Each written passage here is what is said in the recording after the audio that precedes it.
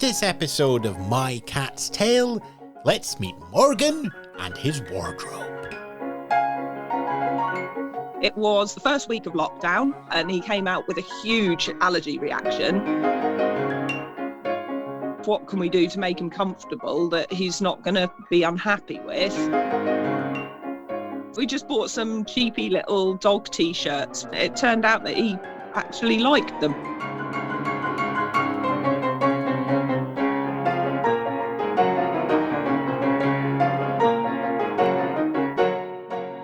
Joining me now on My Cat's Tale from up in Norfolk, Rhea, welcome to the show. Hiya.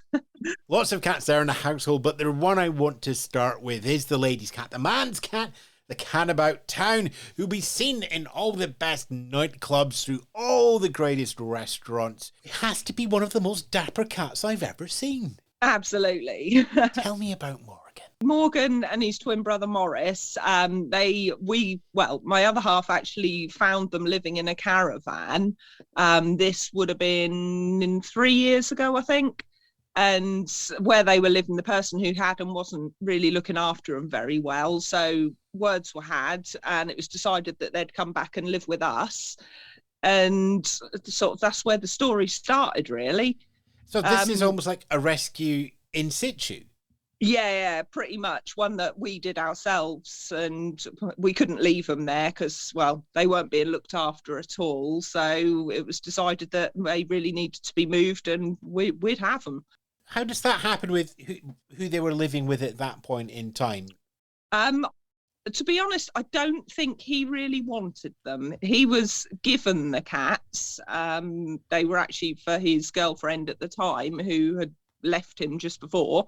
So he had absolutely no interest in them. So I think, to be honest, he was quite happy to give them up to us. And then Morris and Morgan find a new home. And you already had cats at that point?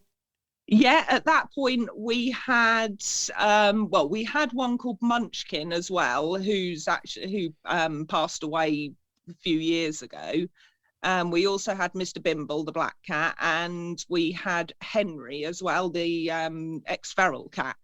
So yeah, we already had several. It was just another two to add to the mix. Was there any thought of not bringing Morgan and Morris into the household, of maybe just temporarily fostering them and then helping them to another home? Not really. Oh, that's I know that. There wasn't too much thought involved in it. I mean, cat in need, and we were there, and yeah, it was logical they came home with us. Just had to hope that the others weren't put out by it, really.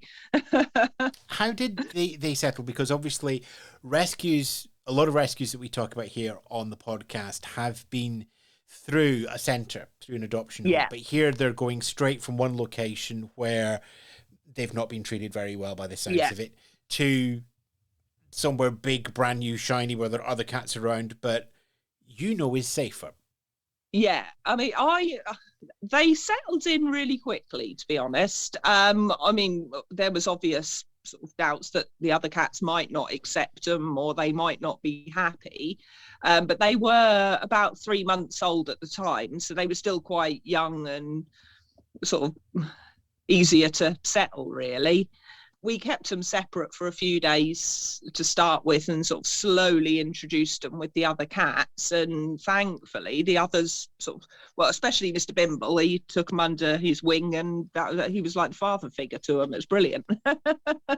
And for those people who've seen Morgan online before, Morgan has an unusual coat. That's a terrible pun. I'm sorry. Yeah, good pun. No, it wasn't a good pun. Let's just call it. Thank you for humouring me, but it was just a pun. Yeah. Yeah, he does. He has quite a large wardrobe of clothes. Now, cats don't normally wear clothes, and there's a lot of debate about this, but Morgan is in an unusual circumstance here. Yeah, we'd had him for, I think, about 4 months. It was the first week of lockdown, so absolutely perfect timing. Easter bank holiday weekend as well, and he came out with a huge allergy reaction. his fur fell out. He scratched himself raw, so we ended up having to take him to an emergency vet at the worst possible time. And they gave him medication. They gave him the cone of shame, which he absolutely hated. And it was a case of what can we do to make him comfortable that he's not going to be unhappy with. This, we were hoping it was a temporary thing. So we just bought some cheapy little dog T-shirts for him, just thinking, well, at least then he's covered up. He can sort of scratch if he needs to without doing himself damage, and hope for the best, really. And it turned out that he actually liked them, which most cats wouldn't. So yeah, that's where that one started. Now you say there that he liked them, but does he have to keep wearing them? Is that allergic reaction still there? Yes and no. He's got a lot of allergies. We've figured out some of them. We haven't figured out all of them. I think a lot of it's almost become a habit now to scratch, which is a really hard cycle to break, especially with a cat, because they're very habitual creatures, as you know. So he doesn't have to wear them all the time, but he does when he has flare-ups, which is more often than not at the moment. Poor little lad. You start off with, as you said, the relatively cheap, basic cat T-shirts and just put that over them. But now, when did you realise that this was going to keep on going and you could stretch the creativity, shall we say? Yeah. I mean, after it had been a couple of months, I sort of had to start looking into other options. Obviously, little dog T-shirts are great, but they don't last. So the internet is a wonderful thing. We saw a few adverts online and things and looked into companies. One of them's a company in America which actually makes specific clothes for cats, and another one that's a dog company, but they seem to be a perfect fit for cats.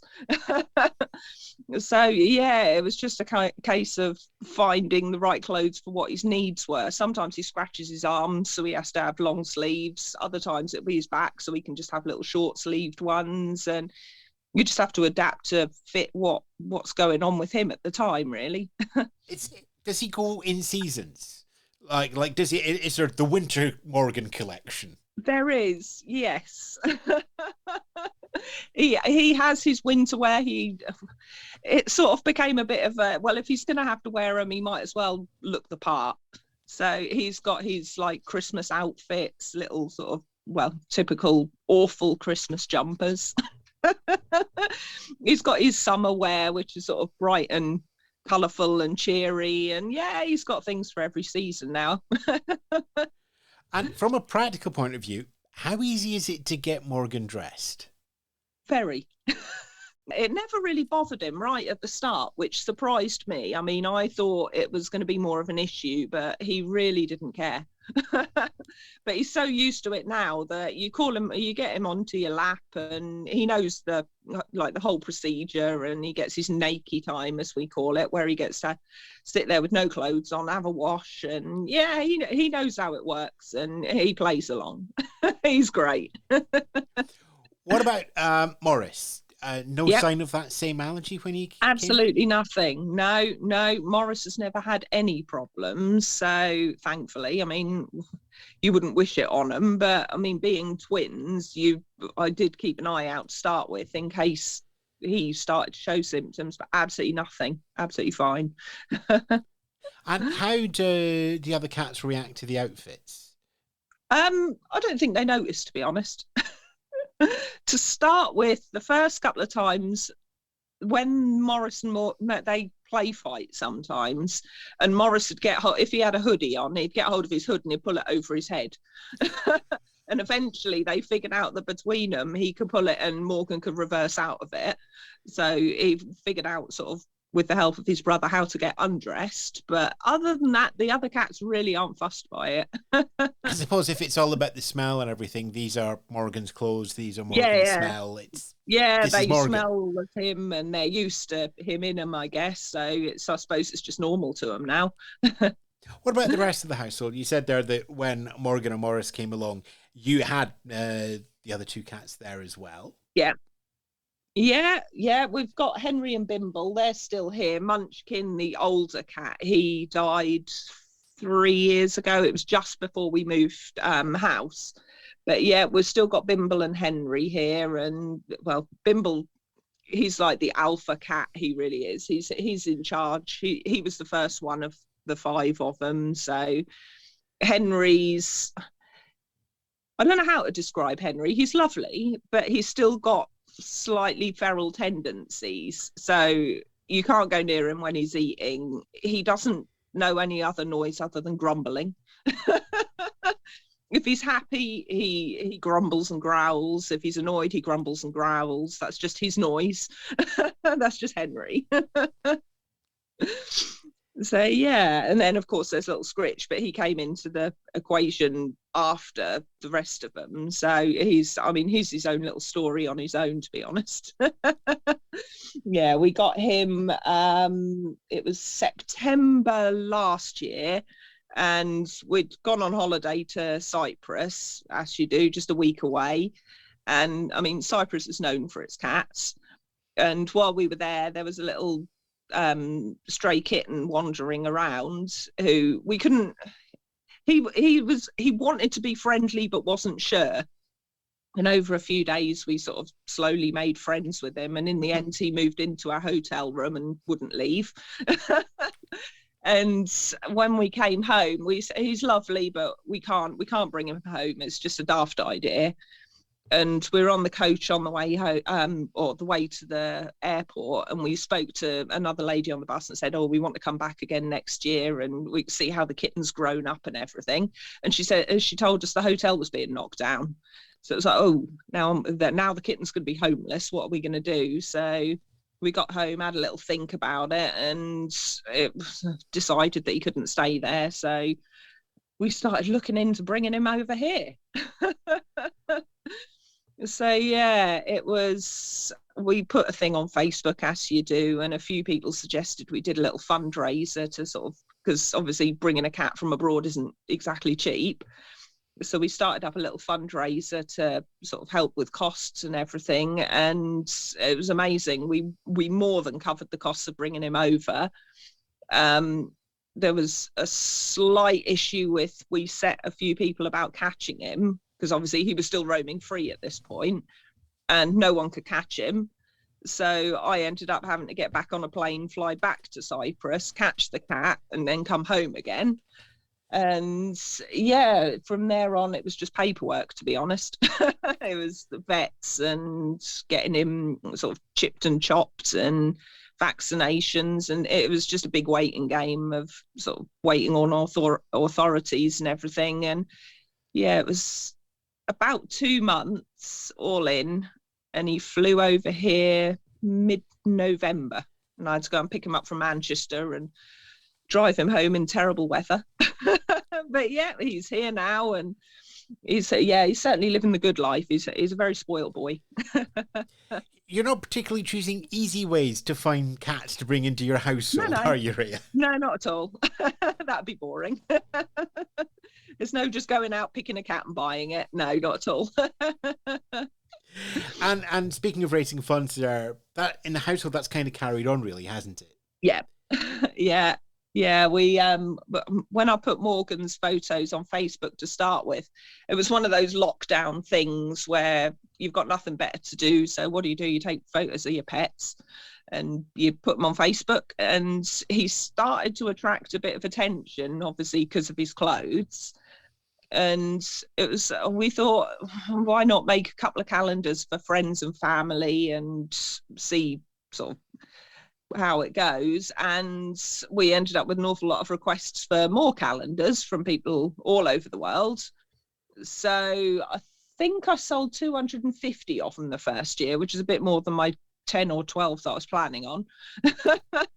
And it sort of spiraled from there, really. And his Facebook and Instagram following grew, and yeah, he just carried on. It sort of became people were messaging me virtually straight after the first lot of calendars saying, so are you going to do one for next year? And sort of, well, I guess I'm gonna have to do them now, aren't I?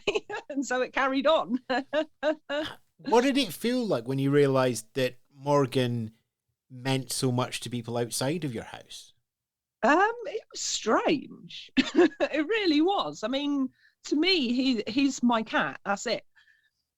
But to think that so many people all over the world have taken a liking to this little ginger cat is just amazing, really.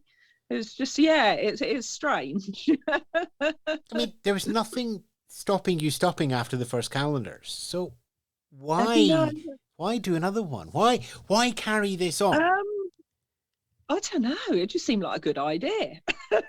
That's a dangerous phrase. It's a wonderful phrase, but it's a dangerous phrase. Yeah, it was. It really was. It was.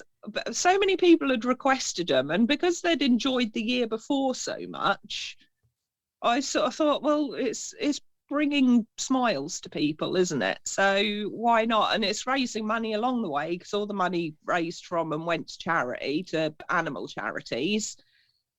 So yeah, I thought I'll carry on with it and we'll see how it goes. And it just kept growing. And okay, how did it keep growing? Because calendars are once a year.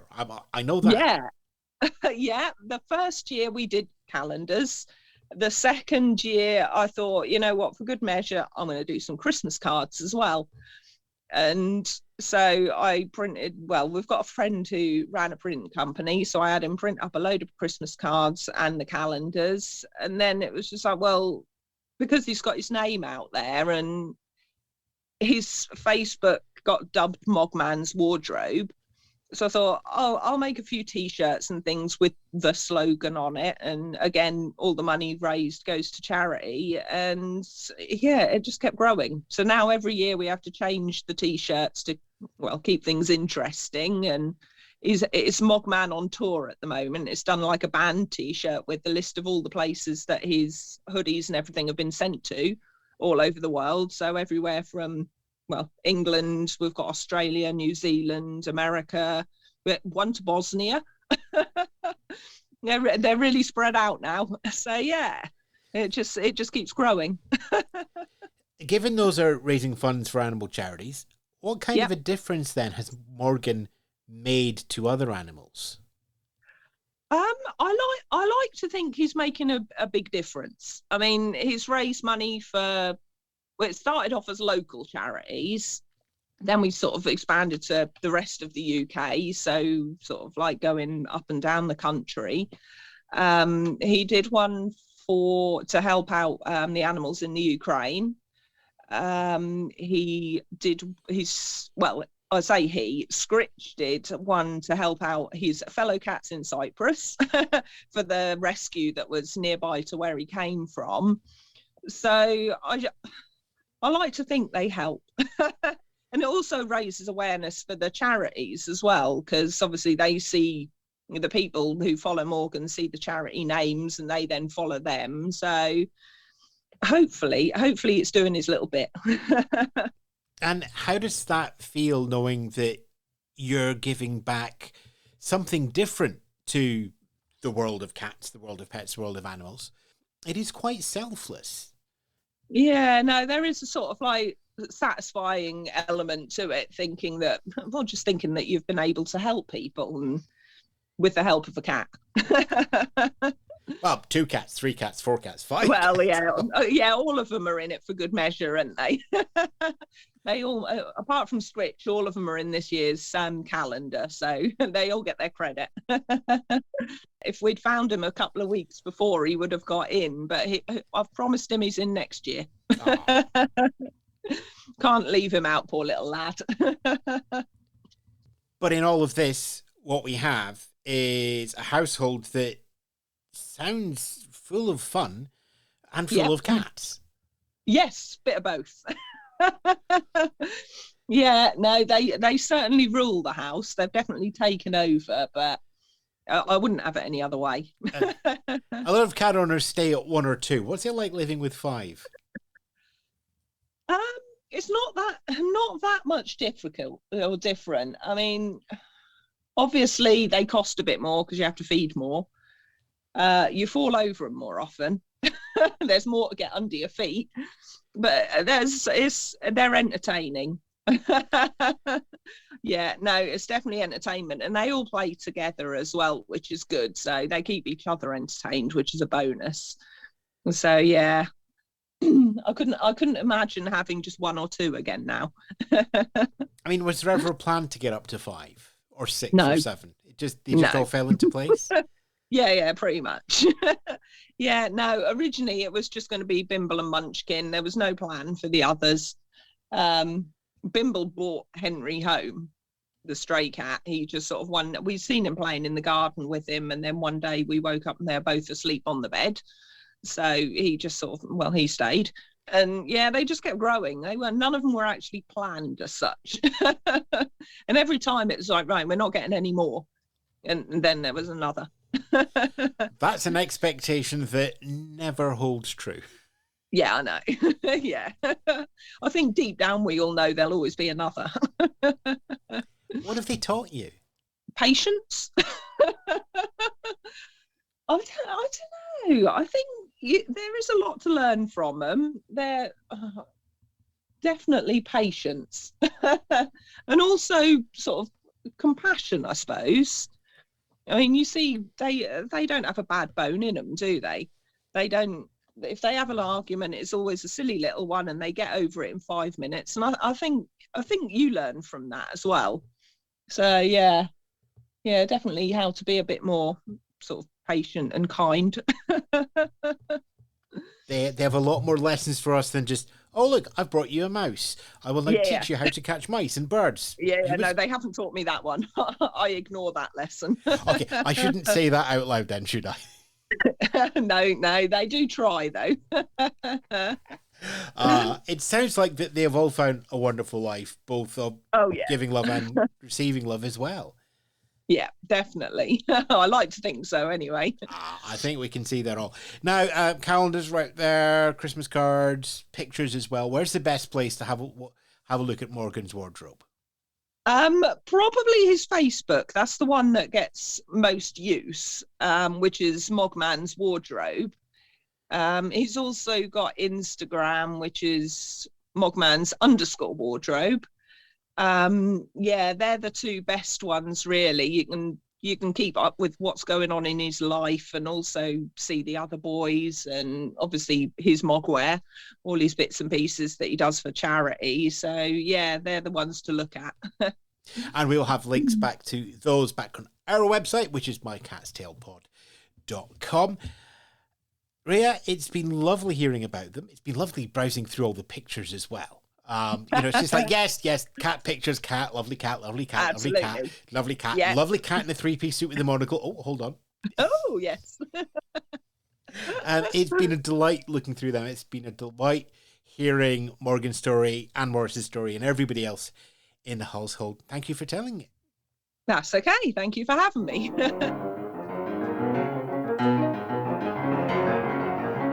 You've been listening to My Cat's Tale, a Spence Media production. Listen to more tales of our perfect pets at mycatstailpod.com and support us on Patreon.